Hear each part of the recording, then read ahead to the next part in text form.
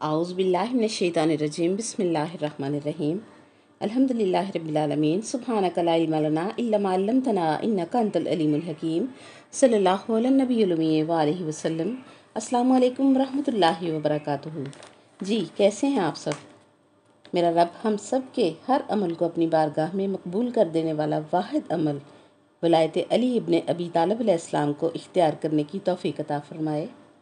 جیسا کہ خوشبو قرآن میں پہلے بھی بات ہو چکی ہے کہ پورے قرآن پاک میں جن آیات میں بھی واحد عمل کی بات ہوئی ہے ان سب سے مراد مولا علی علیہ السلام کی ولایت جیسا قیمتی اور باصلاحیت عمل ہے جو نہ صرف زندگی، موت، قبر و حشر کے تمام معاملات میں ہمیں آسانیاں ملاتا ہے بلکہ دوزخ سے بچا کر ہمیں جنت کی حقداری نصیب فرماتا ہے۔ سبحان اللہ۔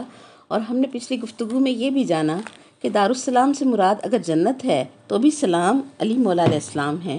اسی لیے قرآن کی روح سے اللہ کی آیتوں پر ایمان رکھنے والے نبی صلی اللہ علیہ وسلم کے سلام کے حقدار ہو جاتے ہیں کہ قرآن نے فرمایا جب ایسے لوگ تیرے پاس آئیں تو آپ صلی اللہ علیہ وسلم سلام کریں، لیکن مولا علی علیہ السلام کے دروازے پر جا کر کھڑے ہو کر نبی صلی اللہ علیہ وسلم خود سلام کیا کرتے تھے۔ یہی فرق ہے۔ اگر ملا کو سمجھ آ جائے تو اس خاندان تطہیر کو اپنے جیسا سمجھنا اور سمجھانا بند کر دے اور اپنا عقیدہ درست کر لے۔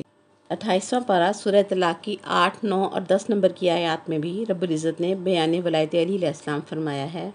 اسی لیے تو مفکر اسلام علامہ اقبال رحمۃ اللہ علیہ نے اپنے فارسی کلام میں فرمایا کہ اے باغ مدینہ محبت مولا علی کی شان میں، اے نوح سفینہ محبت، اے سر خط وجوب امکان، تفسیر تو سورہائے قرآن۔ سبحان اللہ۔ یعنی اے علی، اے اللہ اور مخلوق کے درمیان راز علی، قرآن کی ہر صورت میں مجھے تیری تفسیر ملی ہے۔ سبحان اللہ۔ یہ وہ ہستی ہے جو کہ محمد سے وفاتون نے تو ہم تیرے ہیں، یہ جہاں چیز ہے کیا لوح و قلم تیرے ہیں کا راز پا گئی تھی۔ اس ہستی کا یہ اقرار ہمیں قرآن کی آیات میں واقعتاً نظر آ رہا ہے۔ رب ارشاد فرماتا ہے کہ وَكَأَيِّن مِّن قَرْيَةٍ أَتَتْ عَنْ أَمْرِ رَبِّهَا وَرُسُلِهِ۔ رب ارشاد فرما رہا ہے کہ کتنی ہی بستیاں تھیں۔ یاد رکھیں بستی اور ہوتی ہے، مدینہ اور ہوتا ہے، اور مدینہ عربی میں اس شہر کو کہتے ہیں جس میں ضرورت کی ہر چیز موجود ہو۔ معلوم ہوا توحید نے اسی لیے نبی صلی اللہ علیہ وسلم سے کہلوایا انا مدینۃ العلم وعلی بابھا۔ سبحان اللہ۔ توحید کی ہر ضرورت اس خاندان تطہیر نے پوری کی، اور رب فرما رہا ہے کہ کتنے ہی گاؤں والے تھے اتت ان امر ربھا ورسلہ، کہ انہوں نے جو ہے سرکشی کی اللہ کے امر کی اور اس کے رسول کی۔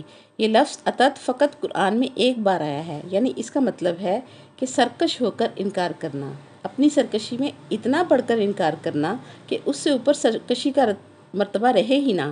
قرآن کہتا ہے انہوں نے ایسی سرکشی میں اپنے رب کے امر کا انکار کیا، رب کو مانتے تھے اس کے امر کا انکار کیا۔ جس طرح رب اکیلا اپنی ذات کے ماننے کے لیے کافی ہے، اسی طرح اس کا امر بھی اپنے وجود میں اکیلا تسلیم کرنے کے لیے کافی ہے۔ یہ انکار کہاں ہوا؟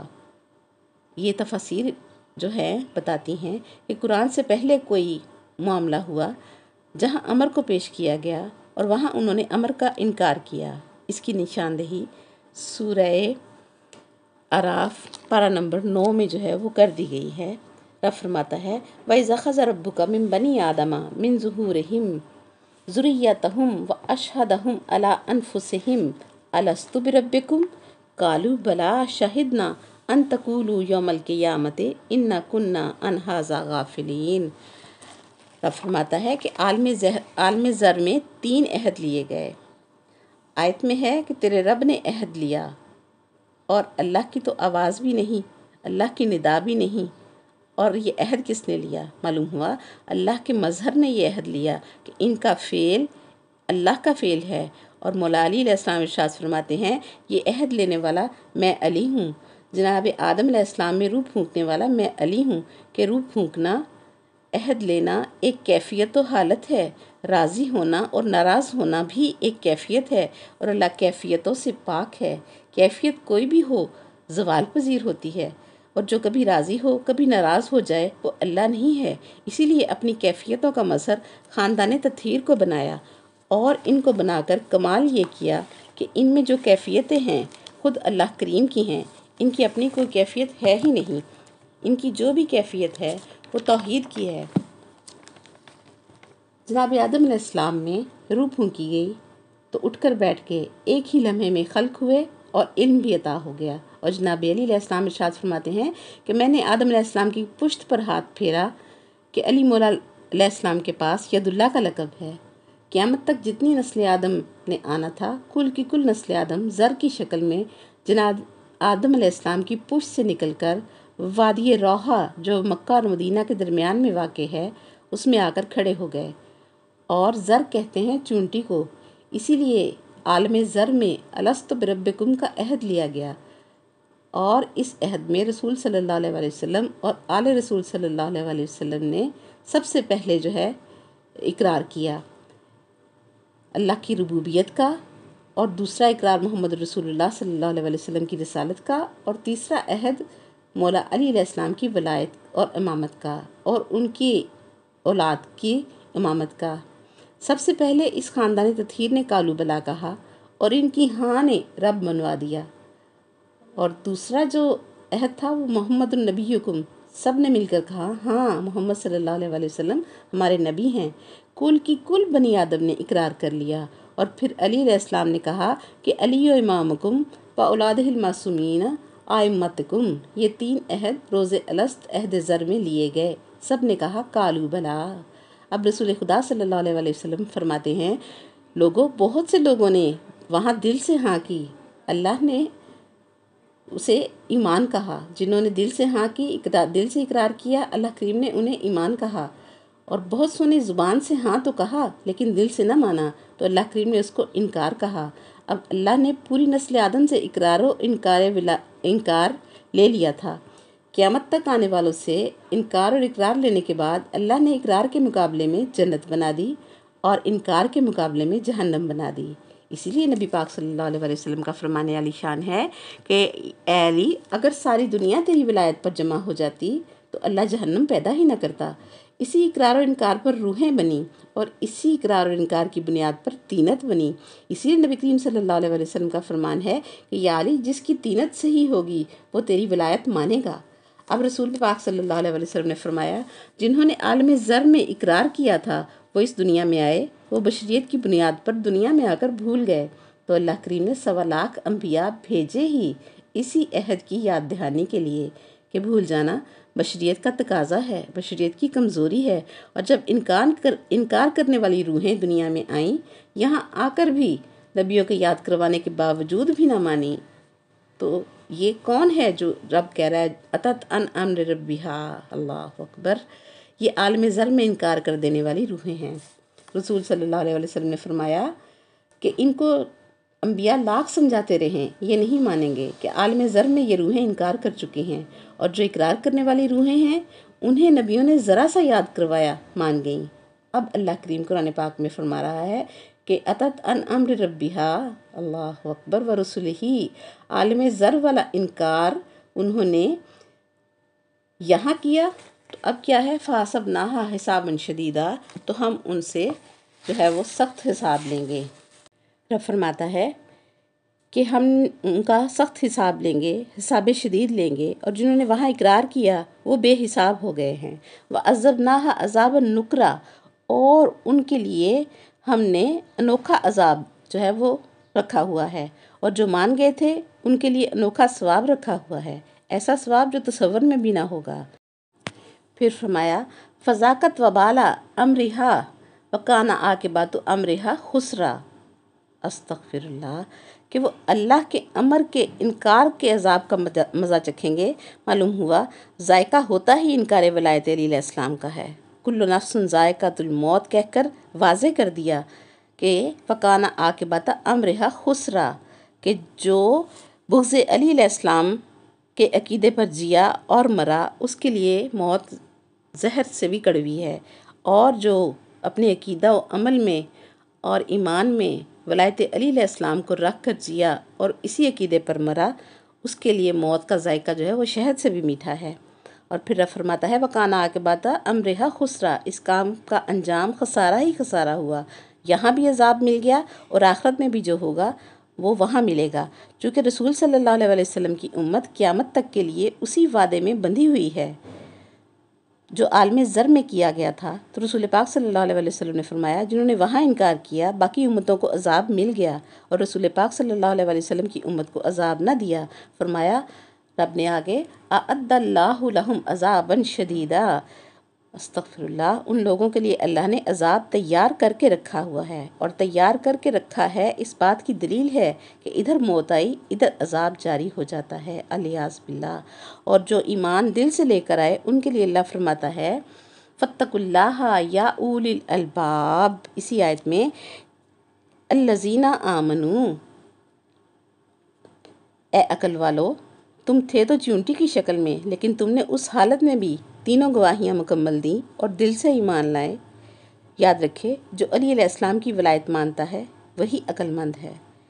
اور آگے آیت میں رب ارشاد فرماتا ہے آپ ایمان والو اے عقل مندو اسی تقوی پر قائم رہنا ہے کہ رب نے تمہاری طرف یاد دہانی کے لیے رسول نازل فرمایا ہے۔ فرماتا ہے اللہ پاک قد انزل اللہ علیکم ذکرًا، اللہ اکبر، رسولا یتلو علیکم آیات اللہ مبینات لیخرج الذین آمنوا وعملوا الصالحات من الظلمات الی النور، سبحان اللہ، اللہ اکبر۔ یاد رکھیں رب فرماتا ہے کہ رب نے تمہاری طرف یاد دہانی کے لیے رسول نازل فرما دیا ہے۔ یہ آیت مدینے میں اتری اور نمازیں جو ہیں وہ مکے میں شروع ہو گئی تھیں، اذانیں بھی شروع ہو گئی تھیں اور کلمہ کی گواہی بھی مکے میں شروع ہو گئی تھی۔ اب رسول پاک صلی اللہ علیہ وسلم یاد دہانی کروا رہے ہیں عالم ذر کی، اور مدینے میں یاد کروا رہے ہیں۔ اور کیا ارشاد فرمایا رب نے کہ یتلو علیکم آیات اللہ بینات، یعنی بین آیات، نظر آنے والی نشانیاں۔ کہ آیات کا مطلب نشانیاں ہیں۔ جو رسول صلی اللہ علیہ وسلم کے ساتھ نمازیں پڑھ رہے تھے ان کو بھی رسول صلی اللہ علیہ وسلم نے یاد دہانی کرائی۔ آگے رب فرماتا ہے اسی آیت میں لیخرج الذین آمنوا وعملوا الصالحات، تاکہ نکالے ان لوگوں کو اللہ کریم جو رسول صلی اللہ علیہ وسلم کی زندگی میں ایمان لائے ہیں اور نیک عمل کرتے ہیں، کلمہ پڑھ کر گواہیاں بھی دیتے ہیں۔ پھر رب فرماتا ہے من الظلمات الی النور، ایسے صاحبان ایمان اور اعمال صالح کرنے والوں کو رسول صلی اللہ علیہ وسلم یاد دہانی کروا کر ظلمتوں سے نکالیں اور اندھیروں سے نکالیں اور نور کی طرف لے آئیں۔ یاد رکھیں رسول صلی اللہ علیہ وسلم نماز پڑھا رہے ہیں لیکن ابھی بھی قرآن ظلمت کی نس لگا رہا ہے۔ پھر کون سا کمال رہ گیا کہ ابھی کلمہ نماز کامل نہیں ہوا؟ معلوم ہوا ان کی نماز صحیح ہے لیکن شہادت مکمل نہیں ہے کہ علی ولی اللہ کی گواہی شامل نہیں کی ہے۔ یہی نبی کریم صلی اللہ علیہ وسلم یاد کروا رہے ہیں۔ اب 3 کلمے ہو گئے کہ لا الہ الا اللہ محمد الرسول اللہ علی ولی اللہ، سبحان اللہ۔ اب ان تمام جگہوں پر علی ولی اللہ کی گواہی دینا ہوگی، کلمہ میں، اذان میں، نماز میں، تاکہ نماز ہو سکے۔ علی ولی اللہ کی گواہی کے بغیر ان اعمال کی شکل تو ہے، ان اعمال کی اصل نہیں ہے۔ دوبارہ سمجھ لیں کہ اقرار الوہیت اور رسالت کے بعد، اقرار توحید اور ایمان لانے کے بعد بھی نماز خطرے میں ہے۔ ابھی بھی قرآن اندھیرے بتا رہا ہے، اور ابھی نور ولایت کا اقرار نہ کرو گے تو رب فرماتا ہے نور میں نہ آ سکو گے۔ اور نماز علی ولی اللہ کی گواہی سے ہی کامل ہوتی ہے کہ آمنوا وعملوا الصالحات میں ایمان بھی کامل اور رسالت کی اتباع اور بیعت کی گواہی بھی ہو گئی۔